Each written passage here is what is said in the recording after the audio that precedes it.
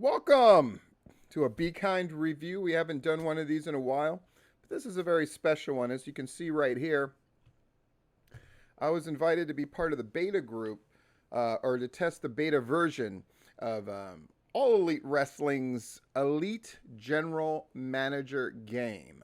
It's a mobile game. um, my early impressions. I understand that it's not finished yet. And I will say what is here is fantastic. It's very addicting. It's the things that you want in a mobile game. I'm not sure how they're going to monetize this at all because that's most mobile games find a way to monetize in some way, shape, or form. What I saw here, I really liked. I really like the animation style that you see. I think it looks cool. There's this. Stephen Platinum wins. Feels very good. I saw that a lot. Let me just tell you. I'm not bragging. I'm just saying I dove into this game head first. I did the tutorials. I did the different sequences where you could learn different aspects, where you could accomplish goals as a way of teaching you how to maneuver around the game. Because it was a beta version, not all the pictures were present yet, as you'll see in this next shot. So typically, you're picking people out of a roster. You're either buying them or signing them, as they say. You can see Layla Hirsch here, for example, isn't there right now. But I mean, I would imagine if you're one of the AEW wrestlers, the thrill of seeing this sort of cartoon rendering of you. It looks fantastic. Because it was a beta version as well, there were some problems sort of dragging things over. That's how you do most things in this game is you sort of drag. So you'll pick, for instance, if you're lining up a card, you'll pick the kind of match that you want to do, drag it over. Then you'll pick people from your roster, drag them over. You'll scroll through to sign people, that kind of stuff. Those mechanics were very slow, but again, this is a beta version, so that's to be expected. Once that clears up and once they have all the animations in, I imagine it will be pretty cool. So this shot right here is an example of what lining up a card looks like. You can see below in the green area, I have a one-on-one match booked. I have another one-on-one match booked, and then I have a 2 versus 2 versus 2. I figured out I went with a format of keeping the cards relatively simple, and then having something spectacular for the main event.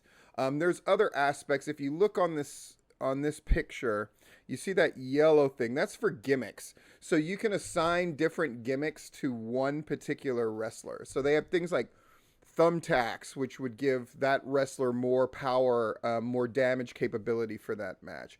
You could give them an energy drink. You could give them milk. All these different gimmicks would kind of lean that favor for that wrestler, but it doesn't guarantee a victory.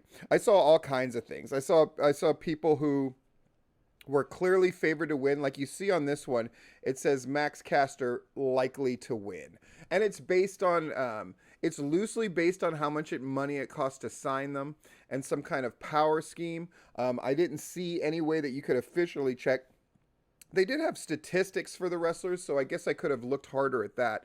But I was kind of more interested in the mechanics of making matches and making cards and fulfilling your goals. If you see that clipboard, that is something that you can click where it has daily, weekly, and goals in general. That when you accomplish those, you get different things in the game. If you look at the top, where you see the dollar sign, that's how much money you have to work with. As you put on successful cards, you'll make money. If you put on cards that aren't successful, they don't make money. Then how many fans that you're getting is in with the people, the yellow person going yay. And then the red fist, that's about morale of your locker room. So this probably would have been, oh yeah, it says there, week 1, for example. Let me see. Cool. Um, So I'm going to take you through, once I kind of learned how to play the game, one of the most fun aspects of this game is going to be once they get all the mechanics straightened out for the actual launch. I did get a chance to play against other people. So what you do is you each make cards, you put them up against each other. They tell you the results of the matches, but that's less important than if you put on a good show, and who's got the most fans watching at the end of it. And I had a lot of fun doing that, but because I played the game so much, really so I could give it an honest review and an honest look, I advanced in levels very quickly because I did all of the tutorials and I did all of the missions that I could, in addition to competing against people. So I think a lot of people sort of were like, yeah, I'm willing to compete with this guy, would see that I was like level 7 or 8 or 9, when they were just level 1, and they would just go like, F this guy obviously knows what he's doing. And so they would often bow out, which was frustrating because, like I said, things were kind of slow. So the amount of people I actually got to compete against was very few. But I did do a 10-week run because that was one of the last missions before they kind of shut the beta game down. So I wanted to see if I could accomplish it and do, in game terms, 10 weeks of shows, and how high I could get the crowd and how high I could get the morale and how much money I could make, baby. So we're going to start taking a look at those. So week 1, I didn't have enough money. I figured out through the sort of the tutorial process and trying stuff out that you really couldn't have a humongous roster from the beginning because you also have to pay money to put on matches. Even a one-on-one match cost you 10 grand. So I kept my roster relatively low. I knew it was only going to be 2 matches for week 1. So I knew I wanted a one-on-one match, and I wanted to have a solid women's roster right off the jump. I tended to stick towards guys that cost less money to sign at first and just build 1 male star and 1 female star. So the person I built up right away is Orange Cassidy. So he's there with Colton Gunn. And then in the 4-way women's match, we had that. But the good news was, even though I only got 2 out of 3 stars for my week 1 rating, which was to be expected, I'm only putting on a couple of matches for an entire show. More importantly, the crowd went up. So I was already at 1,400,000. What? Like, got the skills, baby. And the morale was moving in the right direction. Cool. And I made a little more money, which meant I was able to sign more people, add some kind of maybe gimmick matches later on, that kind of thing. So week 2, I'm definitely on the right track, right? I'm still picking up 300,000 to 400,000 people watching.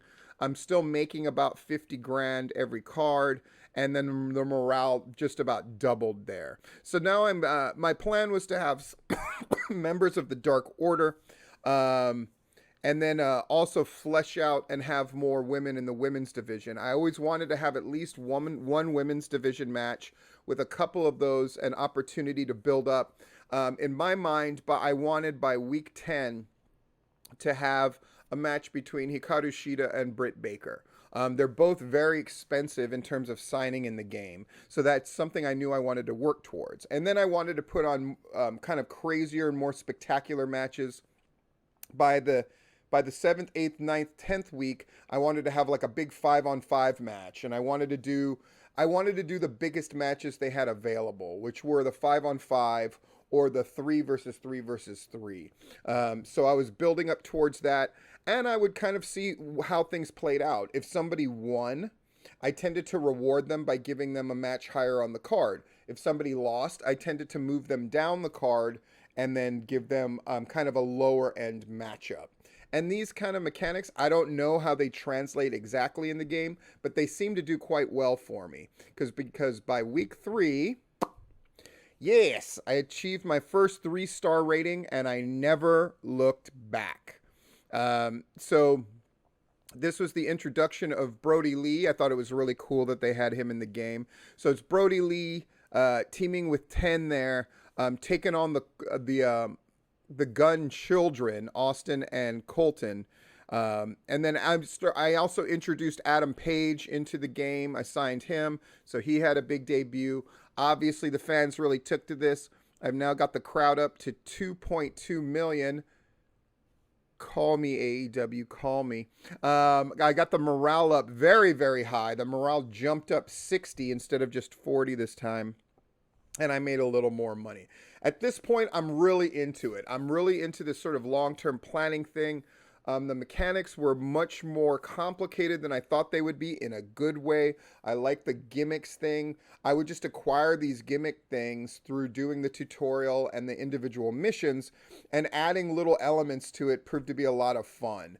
It's like, okay, if I was going to use John Moxley, let's give him the thumbtacks, and you could sort of guide who would win, but you weren't in control of it at all. The animations for the actual matches were pretty crude. I would imagine that that's one of those things that's going to be that they weren't really worried about in the beta. They were worried about the actual gameplay. So that's why I didn't even put pictures of that stuff up, because I know it's going to look stellar once the game is actually launched. And honestly, you could skip over that stuff, because this game is not about, you're not controlling the people and having them wrestle. This is really about booking a card, laying it out. There's even like little angles and storylines that you can do. Here's an example. So if you wanted them to have a confrontation at the catering table, you could do it. If you wanted somebody to cut a promo to get themselves over, you could do it. If you wanted, one of the biggest things was called like political. So this thing of like, two wrestlers that are on opposing sides in a match, that there's some kind of election that takes place or something like that. That was one of the more expensive ones to do. If you want to do these extra things, like have wrestlers cut promos, or wrestlers have a backstage brawl, all of these things have different effects on your show. So they all cost you money to do, but some of them can make you money. Some of them can gain you fans. Some of them can get a lot of crowd excitement. Some of them can raise or lower the team morale. So you got to be careful about using that stuff, but these are the things that help make a show more exciting, right? So now I felt like I was really in the groove. I had a bunch of angles going on, and by week 4, I felt really confident.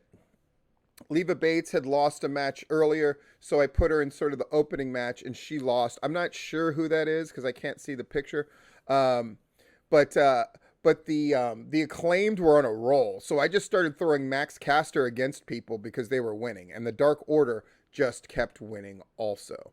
And then everything's going up steady, steady, steady. And even though I was increasing by a lot each time, I wanted to see if I could goose it and to get it to go up even higher, because I wanted to sign a lot of people so I could have things going on at the end of the 10 weeks for sure, with some different faces. And boy, that definitely come to pass. You can see that Max Caster just keeps winning, the Acclaimed. And then I had a big enough women's roster that I could throw in. I was like, let me throw in Britt Baker, who is a new signee, and see how she does in this 4-way match. And she won it, which was great, because then I could start moving in towards my main event. Adam Page suffered a couple of unexpected losses. You see what I mean? I'm not in control. I even tried to goose Adam Page up with a couple of things, but he still managed to lose matches. So instead of forcing the issue, I just kind of bumped him down the card. And my efforts were paid off, especially by fans. I noticed that the number of fans that I was acquiring and getting to watch the show was going up and up and up. The money went up. It was also moving up at an accelerated rate, but the morale was kind of holding steady and just steadily going up, and that was fine. But I was like, okay, I'm on to something, because I'm getting a lot of people to watch. Because right now we're at 3,161,000. AEW, call me. So now we go into week 6. And now I'm gaining almost 500,000 viewers every week. Obviously, what I'm doing is working. The Britt Baker push continues. I throw her in there, I believe, with maybe Brandy, and she gets the win. I now have all of the guns. I have Billy and his 2 sons. So I put them up against the Dark Order, thinking the Dark Order is going to win. Guess what? They don't. Billy Gunn and his kids managed to get that big win. And then Max Caster finally drops a match. I'm not sure who that is against, but I remember that being a big deal, and it sort of changed the course of how I was going to book. And the morale is now going up at an exponential rate. Before it was going up at about 30 or 40. Now it's going up to almost 60 once again. 500,000 fans, 130 grand. Now I'm really rolling. And now I'm going into sort of the big programs that I want to do by week 10. So then we go to week 7. Now more than 500,000 fans are joining in every week. We're now at 4,186,000. AEW, call me. I'm making almost 150 grand every week. And at this point, I've acquired most of the people that I want. So now I'm able to spend money on sort of gimmicks for the match. You see this thing here where it says political campaign. So I decided Max Caster is going to be Max Caster and Brody Lee, and the stats that it affects. I'm not sure what that is, if I'm being honest, but political campaign was one of the most expensive segment modifiers to do, and it seemed to translate into a lot more fans. So that was really, really, really cool. And it shows you each match that you're doing, how many extra fans it is acquiring because of who you put in the match. So the Acclaimed managed to beat Stu Grayson and Brody Lee. At this point, most of the Dark Order's been acquired through signing. And it's definitely a big deal. Now that Max Caster had a good run as a solo, but now I'm putting them together as a tag team because I want to build towards a big tag team thing where a bunch of tag teams are going against each other. Then we go into week 8. Over 500,000 people watching again. I hit the $200,000 plus mark on money for the week. Morale doesn't go up all that much, but at this stage in the game, from what I could see when I looked at other people's statistics, my morale was way higher than anybody else's. So clearly, whatever I'm doing is working. It's 3 stars all the way. Britt Baker again picks up another win against the newly acquired Abaddon. You can see I have the 3 tag teams down here. Now match 2 has become this sort of gimmicked up affair where you have the team of... I put Adam Page with the Dark Order. I sort of went into this fantasy booking thing of what if Adam Page did join the Dark Order. So I have Brody Lee and Adam Page who managed to get the win over Orange Cassidy and Sting, who I've put together, and the Acclaimed. So now the Dark Order is coming on. Everything's coming up roses. Now we're going into week 9, the second to last week. I've now got it over 5 million viewers. I'm getting more than 500,000 people every single time. AEW, call me. I got my money up. And then I set a new goal. I'm like, man, I can get 166 grand. I wonder if I can push this over $1 million. Though, keep in mind, on week 10, I'm going to be spending money like crazy to have all these gimmicked out matches. I also, at this point, though you can't see it on here, I'm adding one like sort of segment assisting thing. I'm having new people cut promos.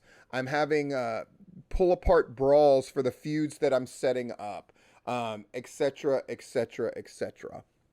So I'm spending a lot of money, but I'm making a lot of money, and we're getting fans for it, and the morale keeps going up. So my thing with week 10 was I hit the 5 million mark as far as number of fans watching, so I was already satisfied there.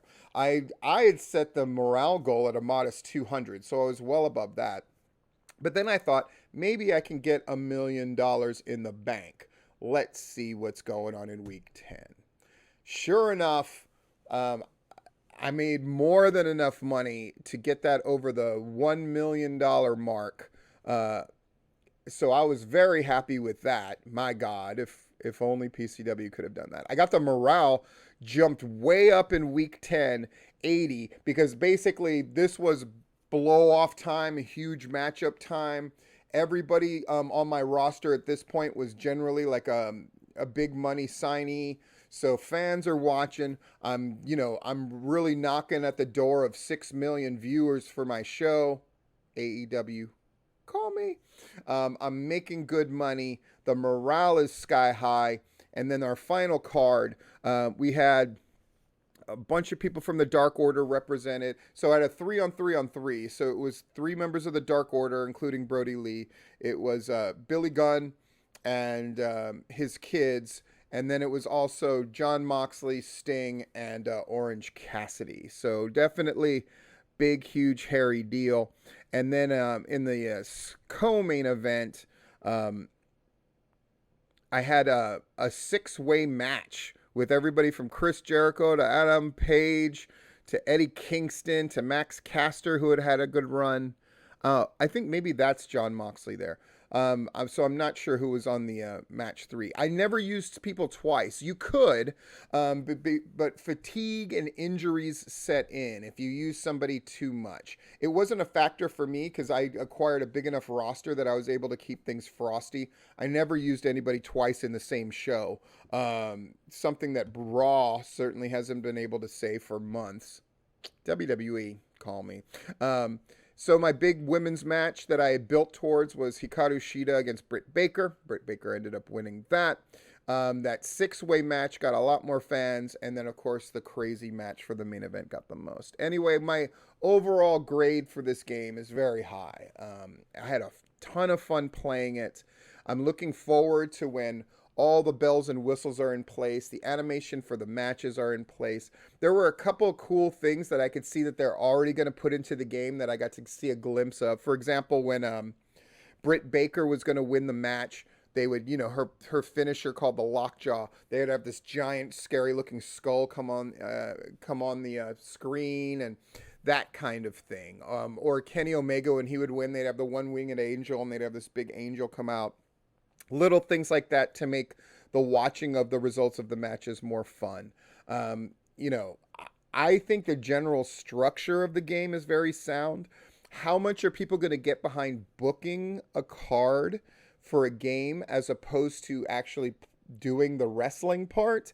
I don't know. But for someone like me, of course, this was heaven and it was a lot of fun. And there's little hints of things that are going to be really cool once they get those game mechanics worked out. For instance, I think the thought of booking cards against somebody else to see who does a better job is a really cool idea.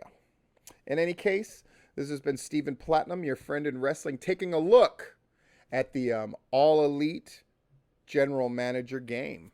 Special thanks to AEW for hooking me up with that. If it's true that the AEW game where you play your wrestlers, if it's true of who they've got to do the game, which is the people who did the original No Mercy engine, which is widely regarded as the best game engine for wrestling ever done. They got that dude to come out of retirement and do this. I'm very excited about it. And all the early sort of pictures that they've been teasing on AEW games that Kenny Omega and Aubrey Edwards have been teasing all look really fantastic. So I'm looking forward to the game very much. And yeah, and if somebody wants to try to give me an inside hookup on that, I'm going to play that bad boy. Tomorrow, I'm back on my Twitch stream because people want to see if I can finish Maneater in one shot. It's probably going to take 14 to 17 hours, but let's hope that I can do it. In any case, go have fun out there.